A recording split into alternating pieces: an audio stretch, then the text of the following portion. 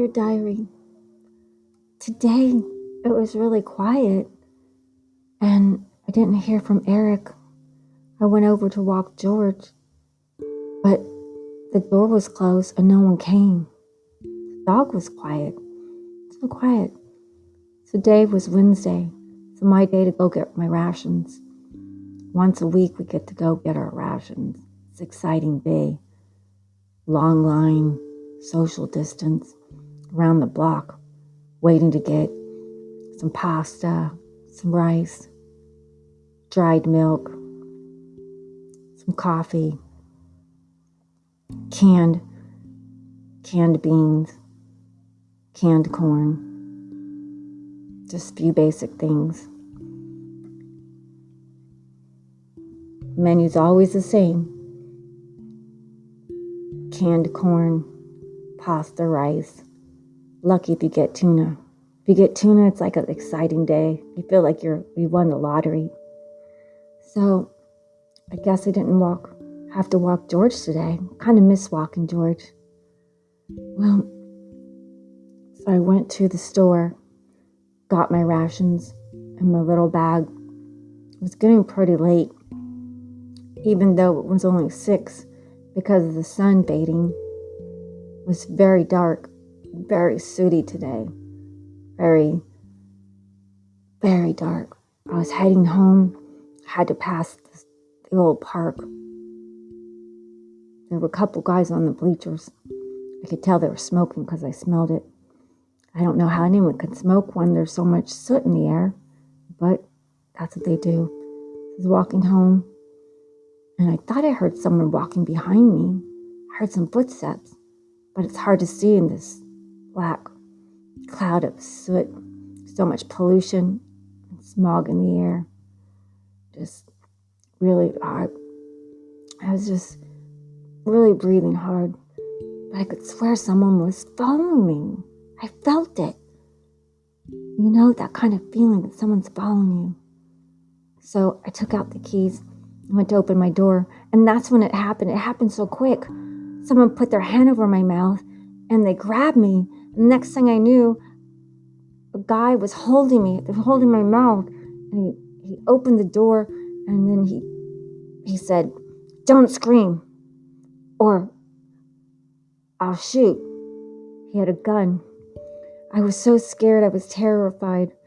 My bag of groceries fell on the floor, and even a can of corn fell on his foot, and he was pissed that he just yelled at me and called me names, and then he smacked me in my face, and he's like, "Where's your money?" And I didn't have any money, so I couldn't get him any money. And he looked around, he opened my drawers and was looking and rifling everything. He was upset because my place doesn't have much. Then he threw me on the bed. He slapped me in my face. He ripped my shirt. And I screamed. I couldn't believe this was happening to me. This man. I was breathing hard. My right cheek was burning from his slap on my face. I wish George was here. I wish my boyfriend was here. This is just a terrible, terrible nightmare. And the man ripped my pants. And he started to unbuckle his belt. And I'm in bed, and he was holding my hands. He put duct tape over my mouth. And he's like, "Don't scream or I'll shoot you." And he was unbuckling his belt. And he pulled down his zipper. And that's when, thunk, thunk, Eric from next door must have let George out. And George came and bit his arm. And the gun went off and it hit the wall. And George was attacking the guy's arm. And he was screaming, "Get off me, dog. Get off me, dog. Get off me, dog." And I was just so terrified. And I was so happy that George was grabbing his leg. And next thing I knew, Eric from next door, I haven't seen him in so long. He had a baseball hat. And he whacked the guy in the head, and the guy fell to the ground. And George was still growling.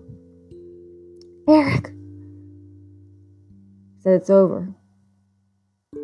And just like that, The intruder's body was just lying on the ground, had blood coming from his head, and George was still pulling at his feet, and Eric looked really sick, and he coughed again.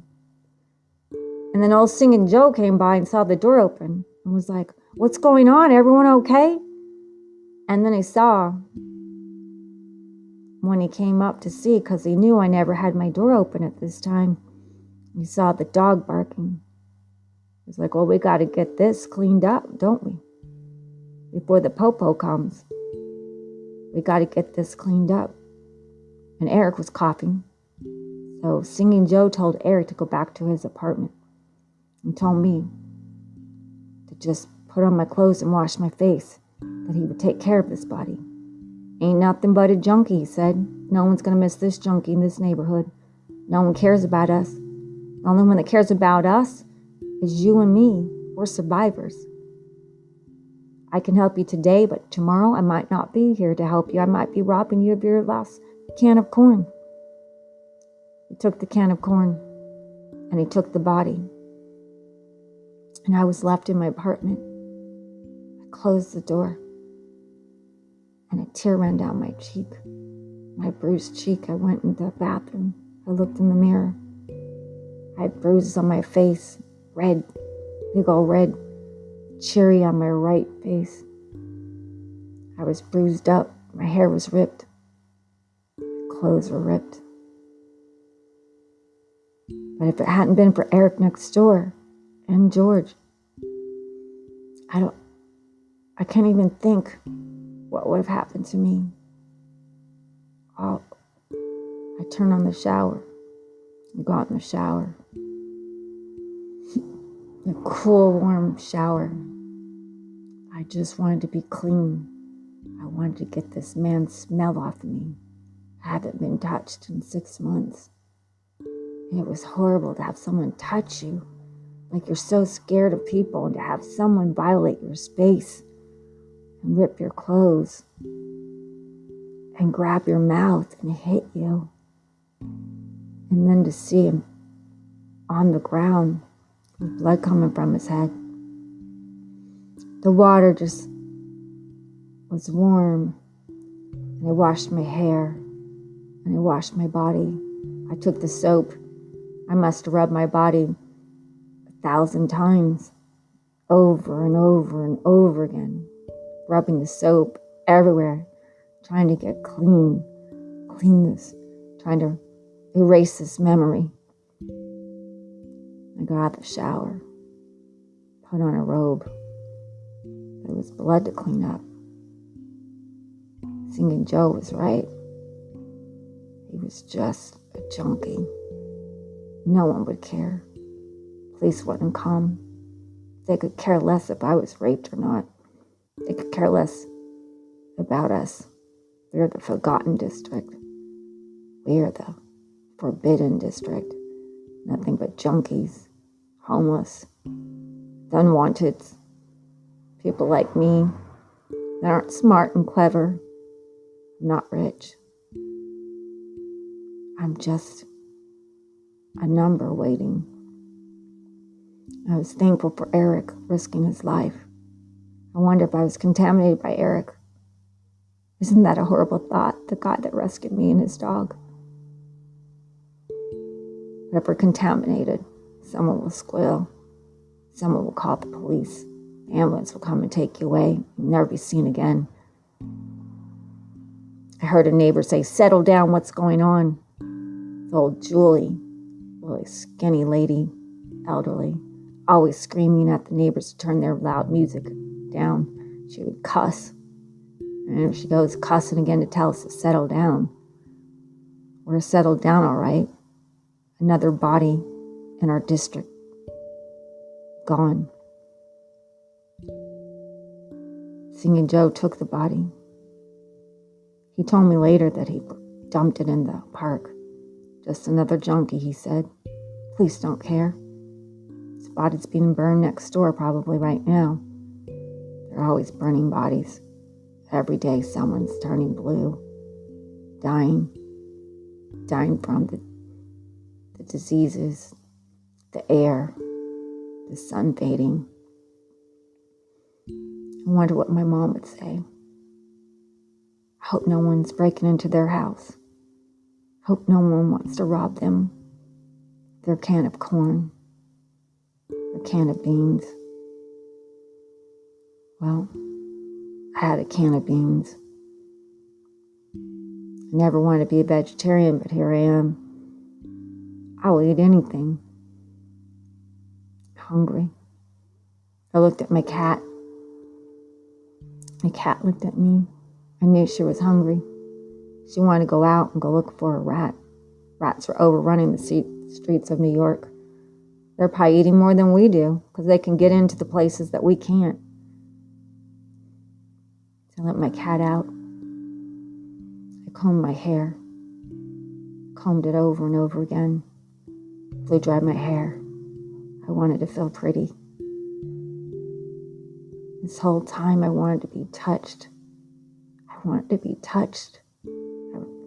Just the contact with my boyfriend. And here this perfect stranger touched me, and it was horrible. I felt so violated.